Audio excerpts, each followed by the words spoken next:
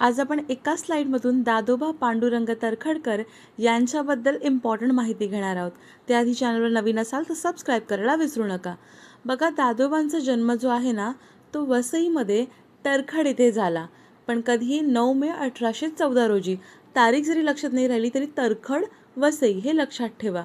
त्यांना मराठी भाषेचे व्याकरणाचे पाणिनी असं म्हटलं जायचं. लाईन लक्षात ठेवा, व्याकरणाचे पाणिनी. त्यांनी दुभाषिक म्हणून बडोदा संस्थानामध्ये कार्य केलं होतं. त्यानंतर 1852मध्ये त्यांची डेप्युटी कलेक्टर म्हणून नेमणूक झालेली. आता हा जो ग्रीन वर्डिंगमधला जो भाग आहे ना, तो सर्वात मेन फोकस करा की अहमदनगरमध्ये त्यांनी भिल्लांचा उठावाचा बिमोड केला होता. कोणाचा? भिल्लांचा.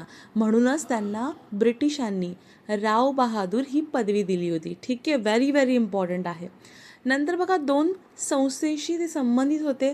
पहिली आहे मानव धर्म सभा, जिची स्थापना झाली होती 22 जून 1844 झाली सुरत येथे. आणि दुर्गादास मंछाराम किंवा दिनमणी शंकर दलपतराय यांच्या सहकार्यांनी त्यांनी ही संस्था स्थापन केली होती.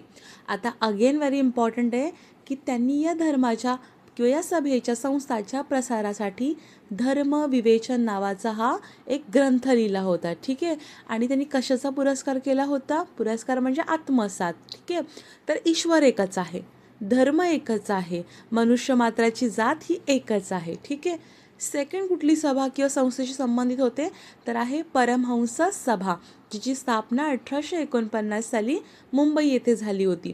एकट्याने केली होती का? तरी तर नाही, तर भिकोबा चव्हाण, राम जयकर या त्यांच्या मित्रांच्या साह्याने त्यांनी स्थापन केली होती.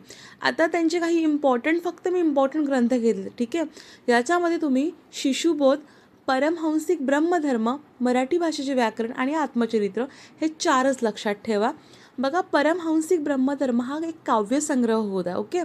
नंतर आहे इतर पॉईंट्स आहेत की मोरोपंतांच्या केकावलीवर यशोदा पांडुरंग ही टीका त्यांनी लिहिली होती. येऊ शकतो प्रश्न की यशोदा पांडुरंग ही टीका कोणी लिहिली होती?